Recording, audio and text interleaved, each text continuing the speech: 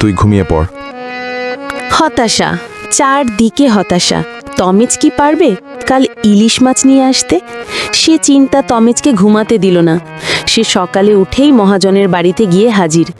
বাড়ির গেটের পাশে গিয়ে সে অনবরত ডেকেই চলছে।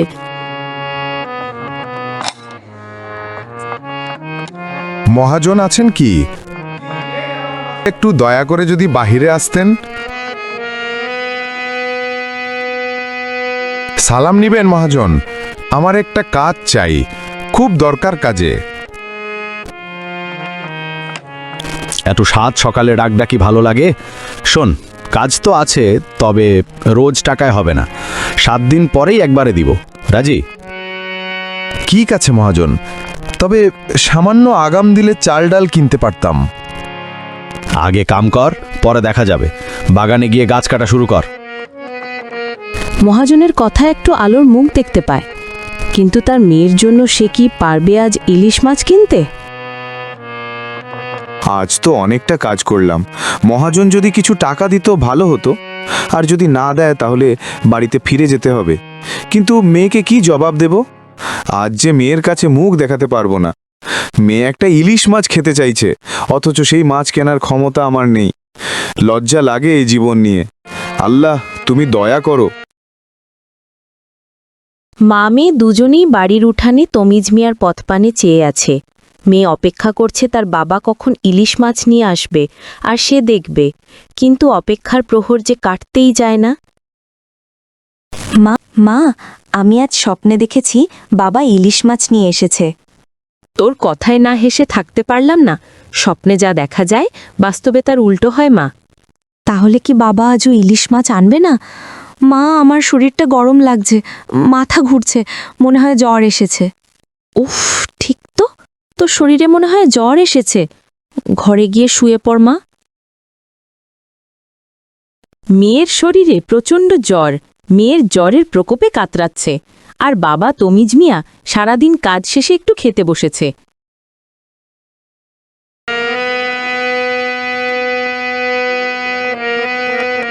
কি হাল ওর?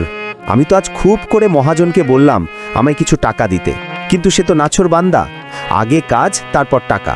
কি যে করি ভেবেই পাচ্ছি না। তুমি অত চিন্তা করো না তো। মেয়ে ইলিশ মাছ খেতে চেয়েছে, খাবে, তার জন্য এত চিন্তার কি আছে? ভালোই, ওর জ্বরটা ভালো হলেই ভালো। এখন ওর শরীরের কি অবস্থা? জ্বর কি কমেছে কিছু, না কবিরাজের কাছে যেতে হবে? ঠিক হয়ে যাবে, তবে জ্বরটা কমেনি, বেড়েই চলেছে। তুমি চিন্তা করো না, ওর মাথায় জল দেওয়ার ব্যবস্থা করতেছি। বাবা, তুমি কি ইলশো মাছ নিয়ে এসেছো? আমার না ইলিশ মাছ দেখার খুব ইচ্ছে। না রে মা, আজও পারিনি। তবে কথা দিচ্ছি, কাল যে করেই হোক তোর পছন্দের ইলিশ মাছ নিয়ে আসব। তুই চিন্তা করিস না মা, ঘুমিয়ে পড়। কাল দেখবি ইলিশ মাছ নিয়ে আমি হাজির হব। বাবা সারা রাত জেগে থাকে, মনের মধ্যে শুধু একটাই কথা, মেয়েকে কথা দিয়েছি কথা রাখতে।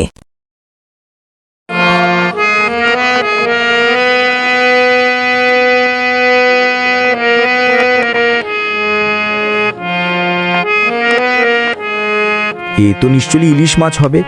কত দিন হলো দেখি না। মহাজনকে বলে কয়ে কি মাছটি নেওয়া যাবে বলেই দেখি। মহাজন কাকা, হাতে কি ওইটা ইলিশ মাছ? হ্যাঁ রে, মেয়ে জামাইকাল বাড়িতে আসবে তো, তাই শহর থেকে এই ইলিশ মাছটা নিয়ে আসলাম। বিকালে আরো দুটো কিনতে হবে। তো কিছু বলবি?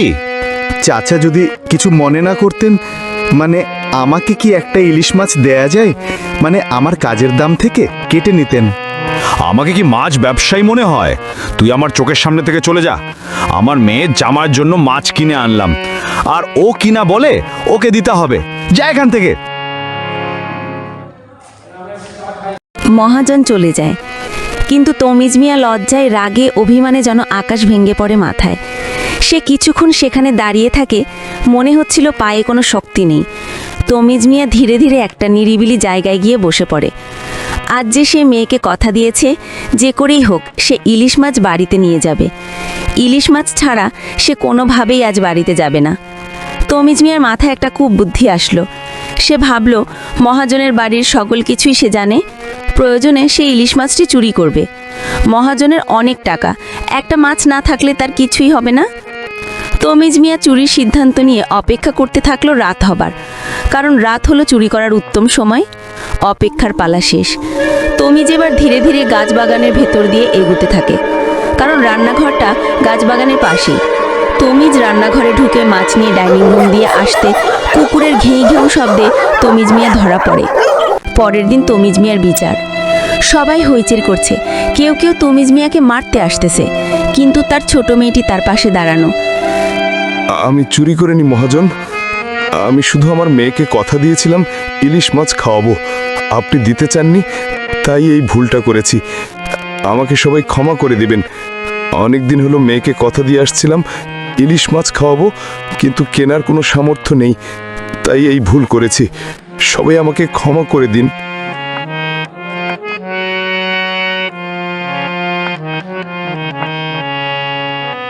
দোষ তোমার নয় তমিজ, দোষ এই সমাজের, যেখানে গরিবের স্বপ্নও অপরাধ হয়।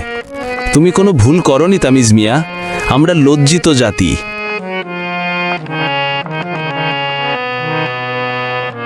তমিজ মিয়া, আমি আসলে বড় অপরাধী, তুমি আমাকে ক্ষমা করে দিও। তোমাদেরও যে মন আছে খেতে কিছু ইচ্ছে করে, তা আমরা ভুলে যাই। তুমি যা করেছো ঠিক করেছো, তুমি কোনো ভুল করনি, আমিই ভুল করেছি। তোমরা সবাই আমাকে ক্ষমা করে দিও।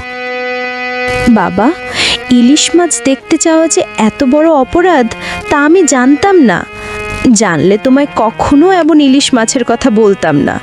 তুমি আমায় ক্ষমা করে দিও বাবা, আমি আর কখনো এমন করব না, আমার ভুল হয়ে গেছে। সবাই হয়তো সবার ভুল বুঝতে পারলেও ছোট মেয়েটির আবেগের কথা সবার কানে হয়তো যাবে না। আসুন সবাই সবার প্রতি শ্রদ্ধাবোধ রেখে সামাজিক সম্পর্কগুলো আরও এগিয়ে নিয়ে যাই।